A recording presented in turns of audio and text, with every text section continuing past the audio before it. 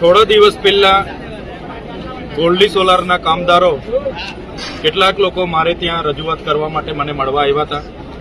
અને એમણે 10 જેટલા મુદ્દાઓનું મને આવેદનપત્ર આપ્યું હતું અને કીધું હતું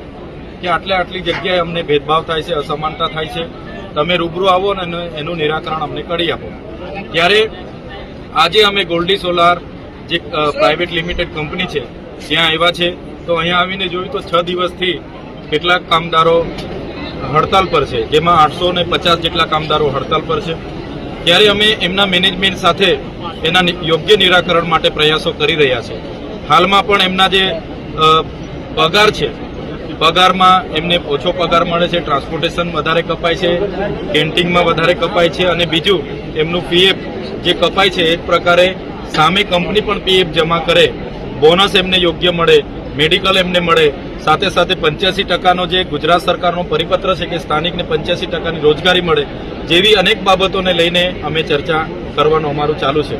ત્યારે ઘણી બાબતો અમારા ધ્યાન પર આવી છે જે કંપની મેનેજમેન્ટને અમે મૂકી છે અને કંપની મેનેજમેન્ટ પણ અમને કીધું છે કે અમે ઉપરના જે એમના હેડ છે એમની સાથે ચર્ચા કરી અને 1 by 1 એનું નિરાકરણ લાવવા માટે એ લોકો પણ પ્રયાસ કરે છે।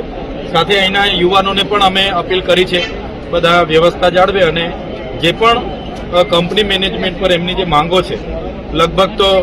એમણે 7-8 જેટલી માંગો સ્વીકારી લીધી છે। 2 માંગોને લઈને થોડી મૂંઝવણ છે, એક તો પીએફને લઈને છે અને એક પગાર વધારાને લઈને છે। તો એનું વાત ચાલે છે અમારી, એનું યોગ્ય નિરાકરણ આવશે તો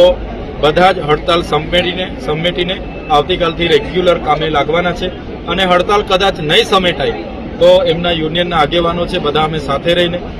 આવનારો કાર્યક્રમ, આવનારી રણનીતિ કઈ રીતની હશે તે અમે નક્કી કરીશું।